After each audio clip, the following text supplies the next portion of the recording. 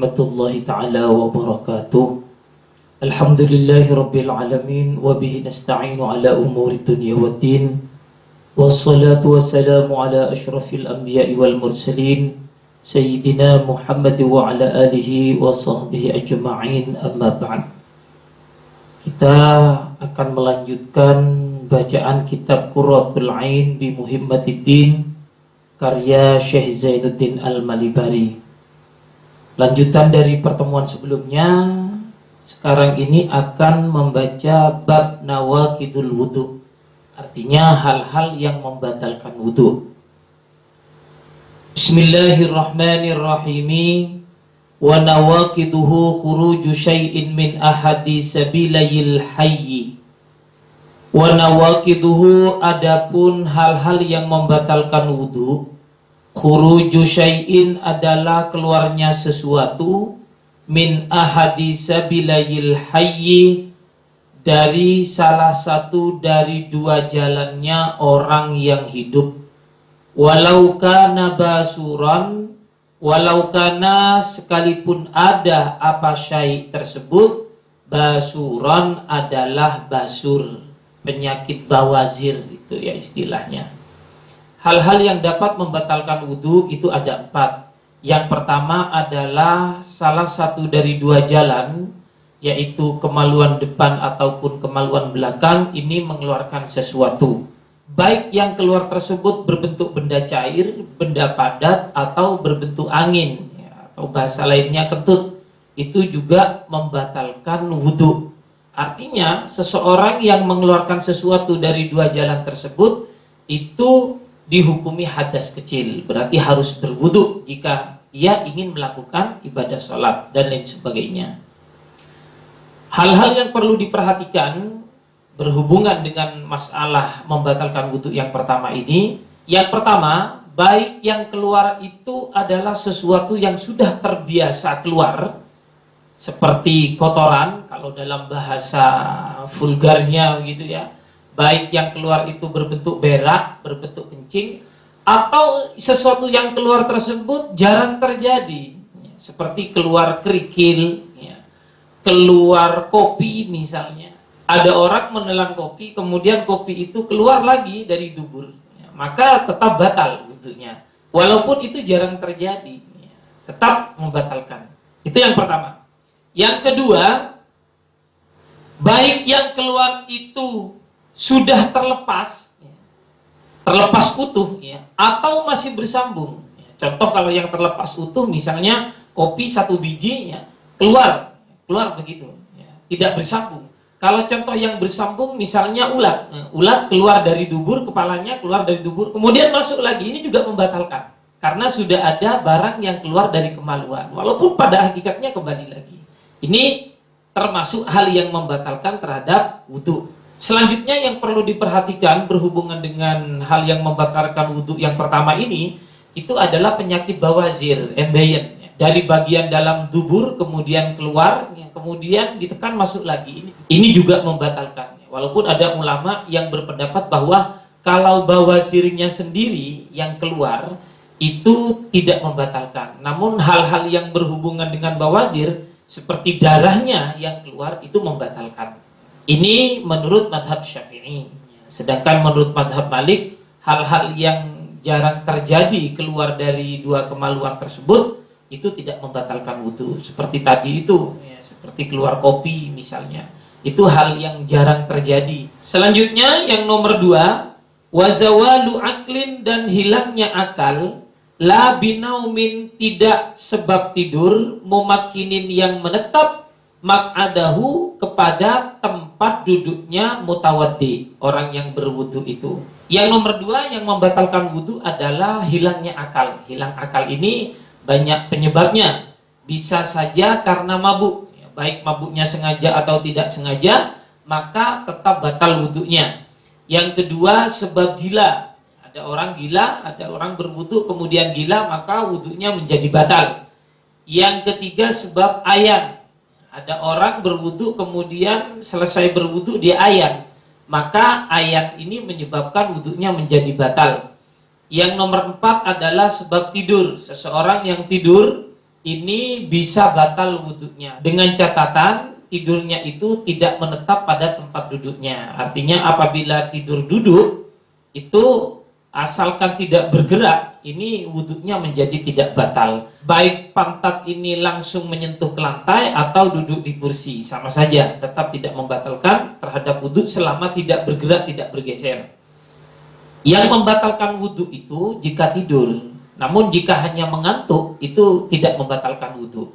Apa bedanya antara tidur dan mengantuk? Mengantuk itu nu'as kalau dalam bahasa fikihnya. Bedanya adalah kalau tidur, orang tersebut sudah tidak mendengar terhadap suara orang lain berbicara. Sedangkan nu'as atau ngantuk, ini mata bisa saja terpejam, tapi telinga masih mendengar suara. Orang berbicara, ada orang nyetel musik misalkan. Ini masih bisa mendengar, itu namanya nu'as. Nah, yang membatalkan itu tidur. Sedangkan nu'as atau ngantuk itu belum membatalkan terhadap wudu. Selanjutnya wa massu farji adamiyyin bi batni kaffin. Wa massu farji adamiyyin, dan menyentuh farjinya manusia bi batni kaffin, dengan perut telapak tangan. Selanjutnya yang membatalkan itu adalah dalam hal ini nomor 3 ya, yaitu menyentuh farji atau kemaluan manusia dengan menggunakan telapak tangan. Hal-hal yang berhubungan dengan pembahasan nomor 3 ini, yaitu batal wudhu yang nomor 3, menyentuh kemaluan manusia dengan menggunakan telapak tangan. Pertama, yang perlu diperhatikan adalah yang disentuh adalah manusia. Bila yang disentuh itu hewan, maka tidak batal. Yang kedua, meskipun yang disentuh itu anak kecil, bayi.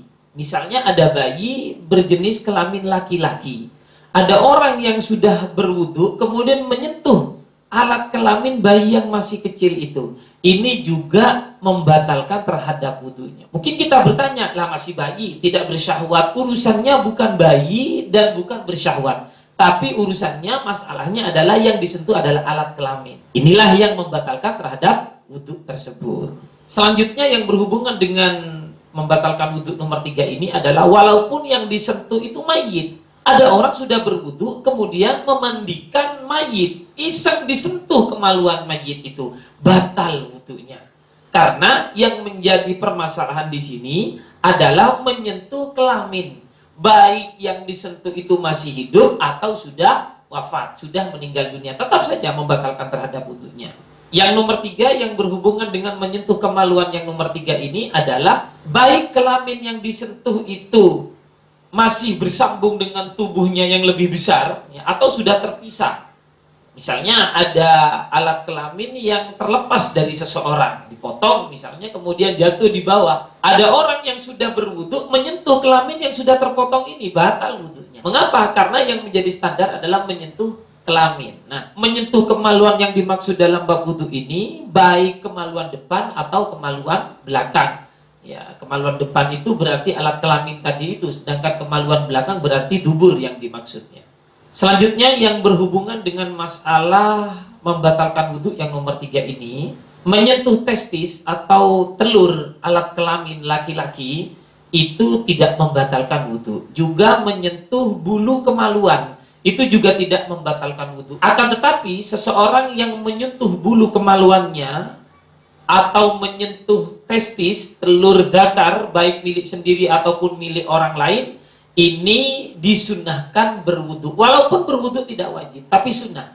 Menyentuh kemaluan itu membatalkan wudu, baik kemaluan milik sendiri ataupun milik orang lain. Sama saja, sama-sama membatalkan. Di antara hal-hal yang disunnahkan seseorang berwudu, meskipun berwudu dalam hal ini tidak wajib, itu dalam kitab Fathul Mu'innya disebutkan wa asli fahdin, ai wa masu asli fahdin, menyentuh pangkal paha. Menyentuh pangkal pahanya sendiri memang tidak batal wudunya, tapi disunahkan untuk berwudu. Walabsu saghiratin, dan menyentuh anak kecil perempuan. Memang menyentuh anak kecil yang belum layak untuk disyahwati itu memang tidak membatalkan wudu, tapi kalau kita menyentuh anak yang seperti ini, atau andai kata perempuan menyentuh anak laki-laki yang masih kecil, memang tidak membatalkan wudu, tapi disunahkan untuk berwudu. Wa amrodin, dan menyentuh anak laki-laki yang tampan, yang masih belum tumbuh jenggot, ya, dia masih belum balik. Ini juga sunnah untuk berwudu meskipun wudunya tidak batal. Dan juga menyentuh orang yang terkena penyakit baros, juga menyentuh orang Yahudi, orang kafir Yahudi. Ini juga sunnah untuk berwudu meskipun wudunya tidak batal. Wa min nahwi fasdin, dan setelah berbekam. Dan juga selanjutnya adalah wa nadharun bi syahwatin walau ila mahramin, yaitu melihat dengan disertai birahi, bersyahwat, meskipun melihatnya kepada mahram. Ini sunnah berwudu meskipun tidak wajib berwudu, ya. Karena wudunya tidak batal kalau hanya melihat dengan bersyahwat, wudunya tidak batal, tapi sunnah untuk berwudu. Wa talaffudun bimaksiatin, mengucapkan lafaz-lafaz yang maksiat seperti berbohong. Seseorang yang berbohong memang wudunya tidak batal, namun disunahkan untuk berwudu, ya. Di antara fadilahnya karena wudu itu menghilangkan dosa-dosa kecil. Kemudian selanjutnya adalah ghadab, marah. Ya, seseorang yang habis marah disunahkan untuk berwudu meskipun marah itu tidak membatalkan wudu, ya, tapi disunahkan berwudu. Selanjutnya wahab lumayitin wa masuhu, yaitu membawa jenazah atau menyentuh jenazah. Memang tidak batal, ya, selama masih satu jenis, ya, yang menyentuh laki-laki, yang disentuh laki-laki, mayit laki-laki, yang menyentuh perempuan, yang disentuh adalah jenazah perempuan. Ini juga tidak membatalkan terhadap wudu, namun disunahkan berwudu. Ya, kalau dulu saya masih kecil itu, ketika ikut mengantarkan jenazah ke kuburan, pulang-pulang dari mengantarkan itu sampai di rumah, ini saya dimandikan, kemudian pakaian yang dipakai tadi itu dicuci. Saya waktu itu tidak paham apa tujuannya, hanya saja Abah cukup singkat menjelaskan supaya tidak diikuti hantu, gitu ya. Kalau anak kecil kan dijelaskan istimbat hukum, ya, makruh, haram apa, dia tidak paham pada saat itu. Abah itu dengan singkat menjelaskan supaya hantunya tidak ikut. Kita dimandikan, kemudian baju yang dipakai kemudian dicuci. Kemudian selanjutnya sunnah berwudu itu ketika habis memotong kuku atau mencukur kumis. Memang memotong kuku dan mencukur kumis itu tidak membatalkan wudu, akan tetapi seseorang yang sudah potong kuku dan potong kumis itu sunnah untuk berwudu. Dan setelah cukur rambut, ini juga sunnah untuk berwudu meskipun cukur rambut itu tidak membatalkan pada wudu, tapi setelah cukur disunnahkan untuk berwudu. Selanjutnya yang perlu diperhatikan kaitannya dengan batal wudu yang nomor 3 ini, bahwa menyentuh kemaluan depan dan belakang itu yang membatalkan bila menyentuhnya dengan batini kafin, yaitu perut telapak tangan, ya, baik yang perut yang ada di jari jemari ini atau perut yang ada di bawah ini. Ini istilahnya perut telapak tangan, ya, bukan perut badan ini, bukan, tapi perut telapak tangan. Ini yang membatalkan. Berarti jika yang menyentuh itu bukan perut telapak tangan, maka wudunya tidak batal. Misalnya ini kemaluan, ya. Kita menyentuhnya dengan cara begini atau pinggirnya begini, ini tidak batal. Tapi kalau menyentuhnya dengan perut telapak tangan, maka baru batal. Ini penting bahasa batni kafin, ya, perut telapak tangan. Karena kalau bukan perut telapak tangan, itu tidak batal wudunya. Demikian pertemuan pada malam Selasa kali ini. Akan kita sambung pada malam Selasa berikutnya. Mudah-mudahan bermanfaat. Wabillahi taufiq wal hidayah wa biridha wal inayah. Wassalamualaikum warahmatullahi taala wabarakatuh.